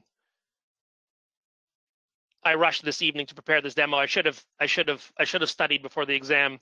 The point of what I was about to show everyone here, and just in conclusion, was the infrastructure and the ecosystem. The fellow engineers in the room here, you all have these capabilities to do this yourself. You don't need to use a vendor like Nextologies. You can call us, we'll help you out. But at the end of the day, the purpose of this demo was to show you our flexibility, our capabilities, that when our clients call us, we're able to instantly jump and satisfy a problem. Everything you see on the screen, everything that I've shown you really rapidly, it normally takes about 2 hours here to do a full demo. What you're able to see, what we do here is we built all of this as our clients needed them. This signal acquisition portal was built for us because we needed to acquire signals. All of that extra features, the tool sets, apps, mobile apps, the communication, we've even built a Zoom alternative to satisfy our clients' needs. These are all came down requests from our partners, from fellow engineers who needed that help, who needed the capabilities because they couldn't do it themselves. We didn't wake up one morning and say, hey, we're going to be a video transport company and all of a sudden now into production. We grew out of the need of our partners and our clientele. So I hope I've given everyone some form of direction on what we're doing here for remote production, the creativity of what can be done. If some guys in Toronto or Markham, we're just north of the city, can set this up. Looks like my demo is not going to work, unfortunately, today. But you'll have to take my word for it and believe that the way that this operates, we're able to turn around services faster than anyone else. And considering the day of COVID or age of COVID, it's more of a need. And I will hand the microphone back over to Tony and I guess Jordan, and see if you have any questions. Thank you, Sasha. I'm going to try and pull back presentation control. And hopefully it'll remember that I was using a particular monitor. Hello. Wow, that's kind of cool. Anyway, so we are open for questions. Sasha, if you, Michael, and Brian, if you can spark up your cameras, and Peter's going to facilitate the questions that have been coming through. And I actually don't have too many questions. I have, the first thing was a comment from Martin, who says it was very impressive software defined workflow for Brian. He said thanks. So thank you, Martin. Willie asks, this was to Michael. Willie asks, RGS from HP, have you used the latest real VNC? What has the audio? It has audio, but not for Mac. Yeah, and I mean, everybody's sort of talked around this, and honestly, there's no right or wrong way. I suppose ultimately this is down. The answer is going to be down to not only the specific constellation of equipment that's available to you. Are you all Mac? Are you PC? All of my audio guys work on Macs here, but very many of them are Windows guys at home. So suddenly, a Mac exclusive or an Apple exclusive ecosystem is going to break because we weren't in a position to go out and buy a bunch of hardware and send it home. So VNC, of course, is pervasive. We all use it in a whole bunch of different environments. For us, and yeah, we have used real VNC. There's a platform dependency in terms of some of the capabilities. In the end, the combination of needing more than one person to see something and hope to have that system provide the bare minimum of fidelity of experience that the operators or craftspeople, in the case of editors, desperately needed. We happen to have found that in RGS, and really until we get something closer to what Brian described, and we have done, I mean, vMix was also not something that we knew about 6 months ago. And again, like I said, NDI was a bit of a sideshow. We kind of guessed that it might become a big thing, but nobody really had a pressing need to sort of dig into it. I'm convinced that we will, in very short order, look back at what we're doing today and have been doing for the last 5 months and think, oh my God, how did we even do that? That was so barbaric. And probably these really skinny IP transports are gonna be the thing. But look, we're all hemmed in for time, right? We all have only so many clock cycles and so many calories that we can burn on something. So at the same moment that structurally we, like many other people, are trying to figure out how to throw ourselves down the 2110 rabbit hole, and all of that, the stuff that's implied there in terms of the standing facilities and our enormous architecture across the country, to pivot to say, yeah, never mind about that. We're going to still play with IP, but it needs to be in this other, much skinnier sort of way that speaks to decentralization and virtualization and remote production. That means you're not spending time on these big infrastructure pieces, which you have to do anyways. So, you know, we're sort of toggling back and forth between the pressing realities of today and the work we know we need to do to be able to pivot to tomorrow from a you know, a core infrastructure point of view. So, long answer to say, yeah, it works. Whatever works for you is going to work. You know, that's the answer. Okay. All right. Anthony has a big question. Anthony, do you want to ask your question? Not kazoo. Yes. Anthony, I've turned your microphone on. Do you want to ask your question? Or do you want me to say? I'm a long-time caller. Ninth time caller, actually. Short-time listener, long-time caller. Well, Michael, you say the North Star, and the North Star is ultimately this. It's going to be software, very software-driven, and you know, we need a common API to connect these various manufacturers together. So you see the work of 2110. You see the AMWA full stack. You see the EBU full stack, the pyramid of stuff, and you see NMOS there as a control and registration. Or do you think something like the pandemic is changing the adoption cycle because everybody is, you know, so akin to NDI and the Dante side of things in this pandemic time? The first solution they gravitated towards were the ones that were finished and proprietary. Do you think that will hinder some of the adoption and uptake of some of the more, you know, well, new tech says they're the new broadcast, but I say, where's your IFB? So, you know, is this going to change the uptake of some of these larger fuller stack implementations like NMOS and, like you say, the 2110 suite? Thank you. I think, thanks, Anthony. And the answer is maybe.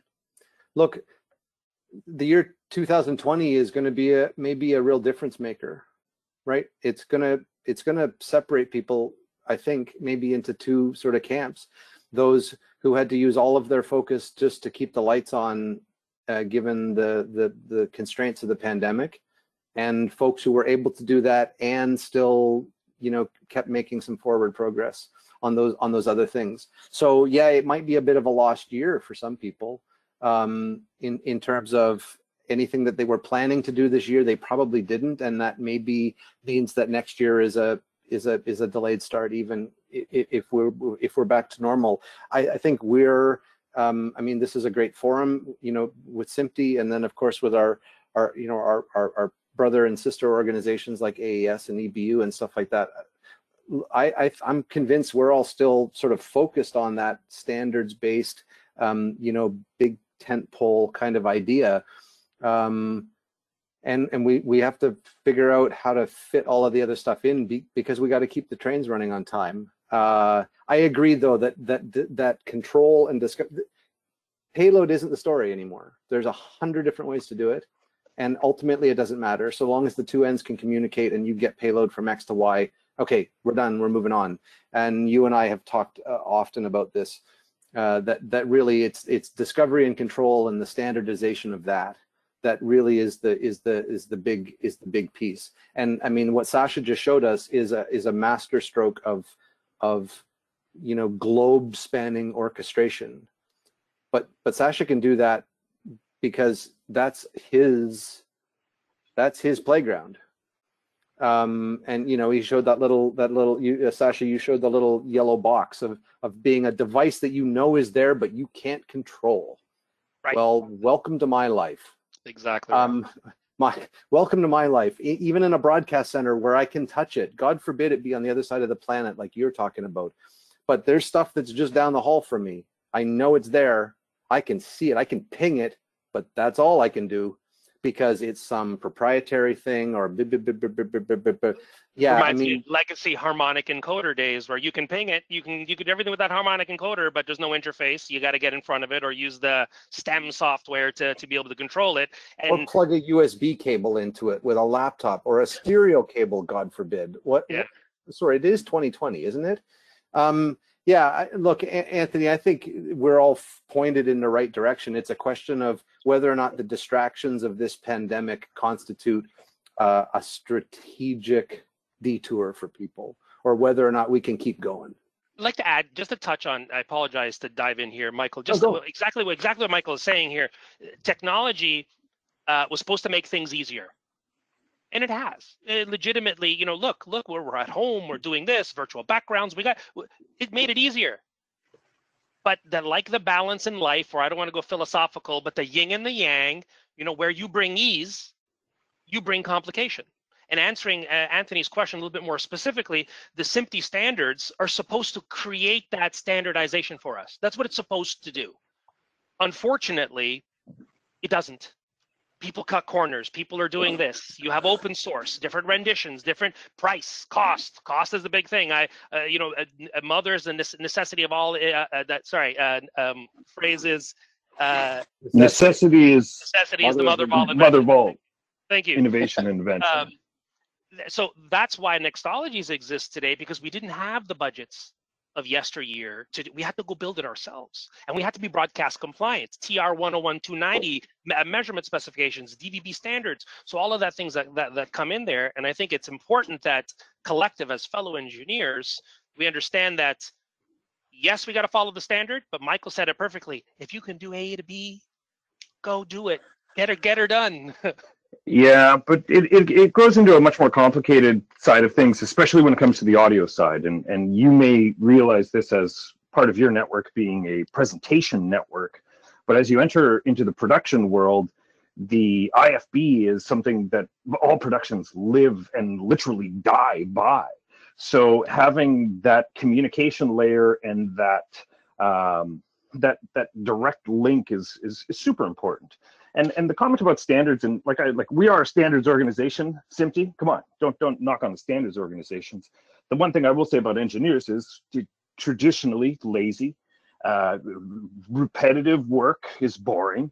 So things that are complete and things that are done already are appealing towards engineers. So in the case of, I'm not going to say lazy and appealing, but it's sorry for saying that, but like NDI and Dante it's a don't know, don't care type of mentality about how these things connect. But in reality, your global web of encoders and decoders around the world are effectively session description protocols that move, you know, Anthony, one multicast right. to a multicast. Right, do you use Uber Eats? Do you use that? That's the world where it's going. I don't care about how the car works. I don't care about when the last maintenance was done. I don't care how they made the tacos when they delivered it to me. I just want it. And we live in a now society, and that's what we need to embrace as a collective, as a team, as a society, as a group of individuals, engineers. We got to make it idiot-proof, because nobody cares about the standards anymore. The next generation they don't care about those standards. They just want it to work. And it sounds like it's idiot driven. Like that's idiot driven. That's not idiot proof. That's idiot driven. So, I didn't say it was good. I'm just telling you where it's going. So I would like to just reach out to my local brothers here and sisters here in this chapter and say, please don't be idiot driven design. Let's knock off the idiot driven design. Look, I'll just add that and I'm always humbled a little bit to be presenting to a group that has the word engineering in its title, because I'm not. I'm at best a fader monkey who knows how to wear a suit. But look, it doesn't matter whether it works. It matters whether it's operable. It matters whether the humans who need to use a tool because their hair is on fire and someone is counting backwards from 10 can get it done. But so many products that we deal with that are designed by engineers, the word I'm looking for. So many products that we deal with have very clearly had the thought process end as soon as it worked. The design process, very clearly, the mentality says, get me to a minimum viable product. Get me to the set of specs that I promised the marketplace, or that I told my product manager he was going to be able to go to market with. And then that's it. And that kind of is so insidious because it does speak to that Uber kind of, I don't care how it works, just get it done. Like, I just want the taco. And I would just plead on behalf of those of us who have to sweat a 10 count every day to don't ever let it rest just because you made it work. Make sure that, yes, you want to make sure that it's robust from an engineering point of view and survivable and risk tolerant and diverse and fail safes and backups and contingent. Yeah, great. And what happens when 15 people start yelling at me out of the intercom panel? And it's 5 seconds to air, and 1 million people or 300 million people are suddenly going to be looking at me. I mean, what was the level of tension, Brian, in the moments before that absurd and glorious NHL or NFL draft? That was just beautiful to watch. I mean, we watched it a lot here. I mean, of course, I'm working in a building full of sports guys who live and breathe this stuff. That was baffling. But what was the level of, oh my God, I hope this works? Yeah, there was a bunch of it. It was 3 sleepless nights.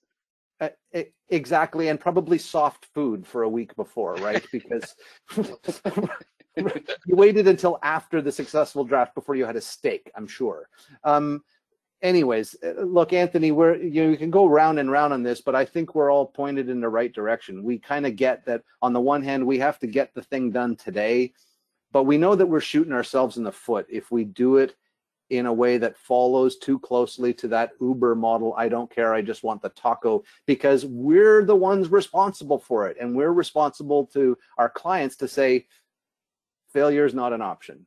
Totally. But Michael, just to add to that Uber, it's very eloquent what happens behind the scenes at Uber. They didn't just stop at that app, right? They made a wonderful solution. It's the people who are receiving it on the other side. Your comment is right on, spot on.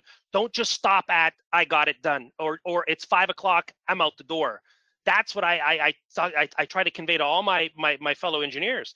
It's make it better, right? The joke in the office is, here's a rock, go make a tennis ball.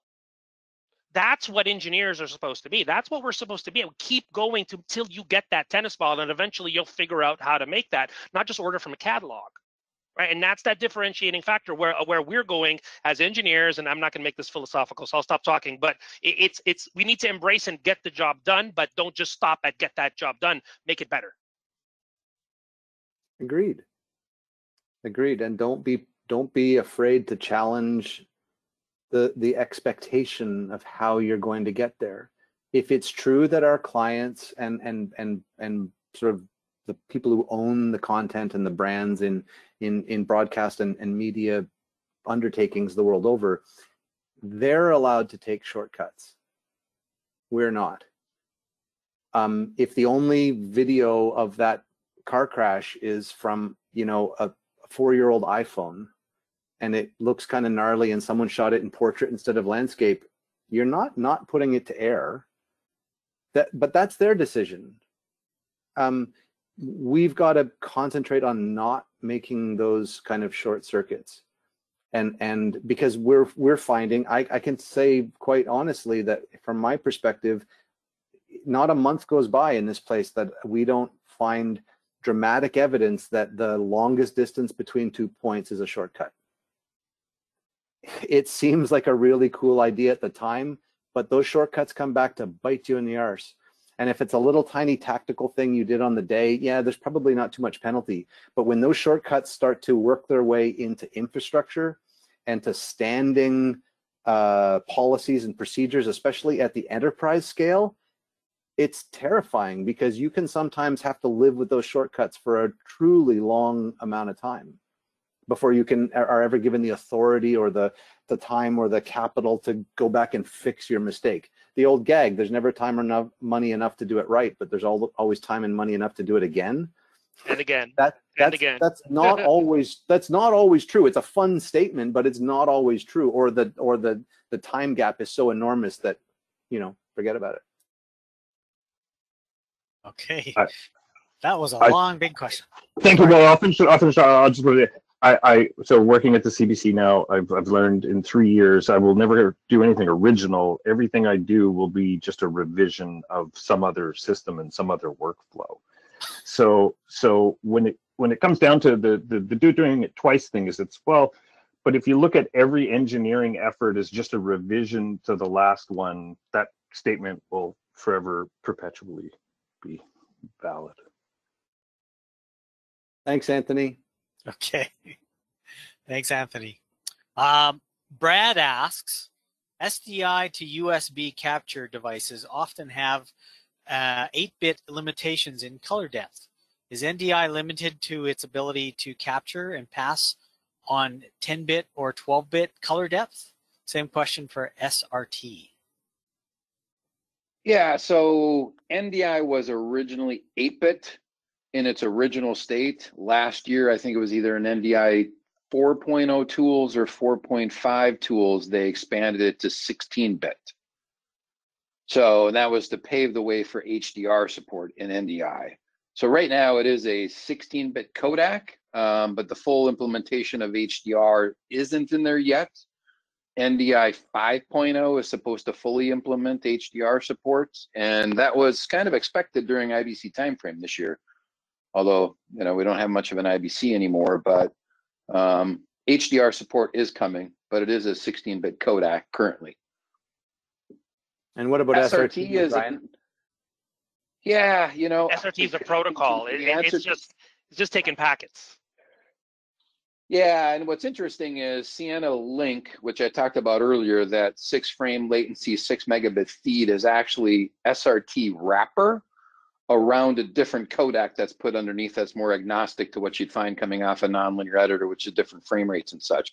So yeah, the codec that travels with inside the SRT wrapper can vary. And now SRT, you can put HEVC through it. So yeah, it's hard to tell. I don't know a way to answer that one. I'm not an XRT expert. Yeah, I'll dive in there. So SRT is just the mechanism to deliver whatever that packetization is, right? So normally 9.9 times out of 10, you're using SRT with an IP transport stream. To my friends who do understand, who don't understand, you know, what used to be that ASI now, which is now calling IP transport stream in that containerized world, that's what SRT is doing. SRT facilitates that delivery as a UDP packetized delivery. I can go on, I won't go too far with this. It has nothing to do with the codec. It's a protocol for delivery within a local network or going outside a network. Okay, I hope that answers your question, Brad. I have one more here from Nadia. It is a non-technical question. So managing teams during this COVID period of working with other coworkers, how has that changed? Any suggestions on how to effectively manage teams and or work with other teams? Oh boy, that's a mouthful. Yeah. Yeah, sure. I could maybe speak to that a little bit. I used to say that if you wanted to know who was on your team, like who was really on your team, take everyone to play paintball for an afternoon. Now I suspect that a much better way to cut to the quick is to just take your team through a pandemic, because you're going to find out in a hurry who's on your team and the way they're wired. Take the normal stressors of a big multi-generational team. You know, in my case, I've got guys from 5 months of experience in the business to 45 years of experience in the business, and a big team, almost 100 people in total, including freelancers. Under normal circumstances, that's like, you know, juggling chainsaws and puppies. But in COVID, where suddenly you really weren't seeing people, it's one thing to not see your reports sometime who are on shift work or whatever, and trying to build in those moments of those touch points where you can get the team together, and never mind just the one-on-ones. Now with huge chunks of the team never setting foot in the building and just staying at home, it's been extraordinarily difficult to maintain any sense of team unity. Look, just communicating what's going on a day-to-day basis and not have it be yet another email in the inbox has been fairly complicated. And when you add to that folks who are obliged through this whole process to come in every day because their job function can't be remoted, they have to be here, and some of them terrified to be here because they're just wired to be completely consumed by the story of the day and the realities of the pandemic. Much worse if someone like that is employed in the news. They can't even tune it out because 10 hours a day for months they were hearing about what this was doing to our world. And when you take someone who's already wired to be sort of resonant with those sorts of nasty messages, or oh my gosh, what's going to happen, it takes extraordinary care to sit people down and just say, look, you hope, first of all, you're working for a place that's humane enough to be prepared to cut us managers some slack in terms of how we deal with the team. If I had someone who was really nervous, I had the luxury of being able to say, you know what, I'm going to take you off the schedule for a couple of days. Just go home and collect your thoughts and take a deep breath. You know, but having first walked them through, you know, what it was that we were doing to keep them safe, how that was aligned with the messages that they were hearing every day out of, you know, public health authorities, et cetera. Do whatever we could do to settle them and satisfy them that this is, yeah, this is important. Look, it's a big deal. We're taking it very seriously, but we can't stop. We have a duty to the public to deliver this message. You're a part of that. You're not just a cog in the machine. You're an element in the machine that creates this message and delivers it to the Canadian public, or the Toronto area public, or whatever station we're talking about across the country. Yeah, there's no secret sauce. Just like with the technology, it was a try everything, and sometimes what worked for employee one was totally the wrong way to approach it for employee two.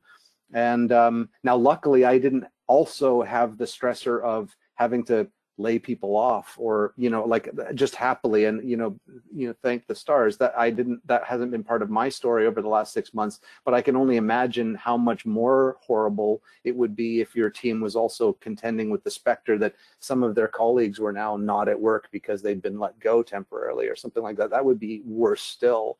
But even having everyone here has been a super big challenge. And again, I hope, and my sense is that when we come out the other side of this, we're going to be stronger as a team because of it.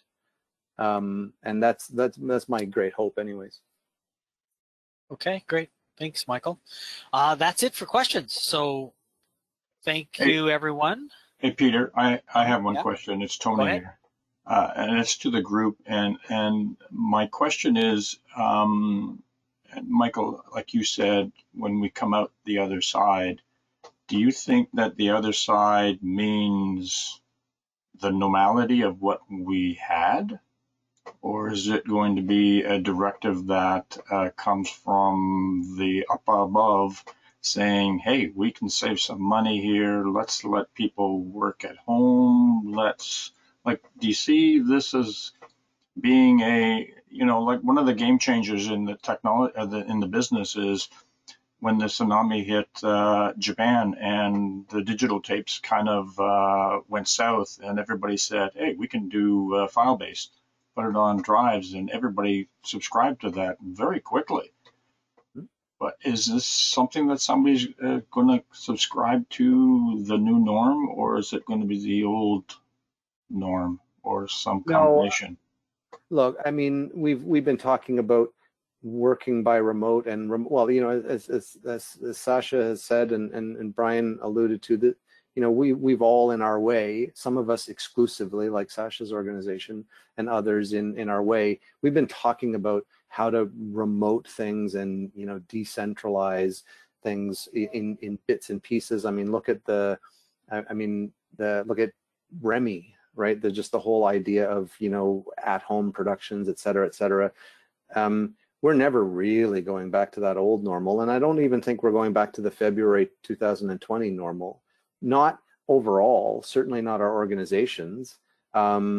pieces of it will stay in this kind of a mode because it's very efficient and it's more humane, and it lets people, depending on your job function, absolutely have a better work-life balance. For organizations that are interested in that and have the possibility to grant those sorts of boons, look, being able to work by remote is for some people a tremendous advantage, and many organizations, I think, will never go back exclusively to that old way. Will some productions will, as soon as we're allowed to put a bunch of commentators in a studio on some big TSN event like, you know, Free Agent Frenzy or Trade Deadline or something like that, there will absolutely, on election day, I mean, we just had a Nova Scotia provincial yesterday, part of which came out of this building, and you know, shortly we've got the U.S. federal coming up. The way we would attack those election specials, you know, a year ago is violently different now, just in terms of what the on-camera presentation is going to look like, how many people you can put in studio. Someday we hope to be able to get back to letting them put as many humans into that big studio as you can safely fit. You know, that we're likely to go back to, but the everybody driving in every day and taking up acres of parking space just so that they can come in here and sit and look at a computer that they clearly can do from home because they're doing it right now. Yeah, I think it's going to be a mixed bag. I don't think we're ever truly going to go back to that old normal. I think the best case is that this becomes a launching point. Take the best of the learnings from this fairly awful and trying year and see if we can use them as a lever to not only find things that are effective and efficient, but also help us continue this trend line of helping our partners tell new and creative and interesting and engaging stories. The audience still wants to go home at night, regardless of, or maybe they never left home because they're in quarantine, but the audience wants to flop down on the couch, real or otherwise, at the end of the night and be informed or entertained or distracted. They still want what they want. That's inelastic. And our responsibility ultimately is to the viewer, is to the consumer of the content that we help create. And everything else is kind of a rounding error. So if we can maintain the best of what we've just experienced this year, use that as a lever and still maintain some kind of an upwards trajectory, hell, maybe we can keep the music playing for a little bit longer. Look, I mean, so much has been written in the recent past about, you know, the death of broadcasting, et cetera, et cetera. Maybe this is an experience, and maybe the efficiencies we find because of this experience will help us, you know, keep things running for a couple more years while we continue to figure out what's next for us and what we're going to evolve into. And surely that means not everyone will survive, but the bulk of the idea that we contain, the idea that broadcasters manifest, will evolve and will survive for sure. Okay, I actually have one more quick question. David asks, for both Brian and Sasha, did security concerns come into play when coming up with your workflows? Yes, absolutely. I think, so just we've taken that security portion because I had come from a IT experience before I became, and it said earlier on, I was literally somebody's assistant when I started at Ethnic Channels. I had the IT background, so security was always there. Security was super important. It's an ever growing and changing element. We started off with all of our transmissions, all of our devices protected and call it concerned. We had to stay on top of things, and because we're providing a hardware and a service model in our solutions, we're able to stay on top of that and keep those devices updated, where, you know, we would have Linux installations that would, you know, fall out of long-term support, but we're still continuing to support them, where you wouldn't necessarily have that when you buy an appliance from a supplier. So yes, the security is huge. Looking at Zoom, what, you know, Zoom's issues, what they had, and we made our own version of, not our own version, but a similar solution to Zoom to meet those security standards. So yes, absolutely, security in the age of digital, where, you know, by accident you click on the wrong button on the website and you could theoretically expose You know, like you might not have access to a corpsec team like Michael might have, and you're a little bit lower on the totem pole. Security is very large as we go more digital. Remember that yin and the yang, as I mentioned, right? It made it easier, but it exposed you. So those are the things we got to keep in mind. Yeah, so one thing I'll point out is when we were doing the draft, we didn't have the AES encryption and passphrase features and some of the tools that we were using that we do have today. And we were busy whitelisting a lot of the endpoints to try and secure the network. But it's a critical thing. It's, you know, it's not always as perfect as we'd like it to be, but everybody tries to do the best we can to try and keep things from being compromised. Okay, great.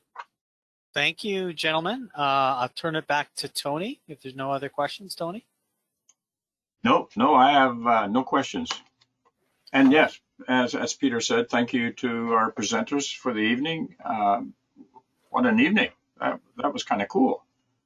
Yeah, thanks very much. So I just got a couple more slides to go through here. SMPTE virtual courses from home office are still 50% off, so I'll put a plug in for our friends over at home office. Likewise with membership renewals, if anybody has to renew their membership and are in a trying time, i.e. as Michael had mentioned that hopefully nobody lost their jobs in this, but they did. Unemployed individuals can send an email to Roberta and get 50% off. SMPTE also has some technology webcasts that are also free of charge. Fall conference is in November 10th and 11th, and it's also virtual. Yet another conference that is not a face-to-face conference anymore for this year. There is a recording of this evening's meeting, so tomorrow you should get a email from webinar suggesting the URL. Here are a couple of topics, meetings that we're going to have coming forward. Now the IP audio workflow is changing. I believe it's IP broadcast. I've got it written down here somewhere. That's in association with AES. November's topic, if I'm not mistaken, is changing as well. December's meeting, we usually have our holiday event. I don't think that's going to happen, so we'll figure out what a virtual meeting will be there as well. And then January, February. And our sponsor tonight, TTC 2021 technical conference, I think that one will be virtualized as well, because I'm not sure that face-to-face will be happening in June. Knowing that NEB, I think, is in October next year, and that's supposed to be face-to-face. So that'll be of interest. Up-to-date information you can get on our website at SMPTE.org/section/Toronto. You can become a friend if you're not a member, SMPTE member. And there's our social channels. And that's it. We thank everybody for joining us. That was a great turnout, and stay safe and be well. Thanks very much, everybody. Michael, Brian, Thanks, everybody. Sasha, thanks very much Yep. for a great Thanks evening. for having me. Thanks, everybody. Have a good evening. Okay. Bye-bye. Bye-bye.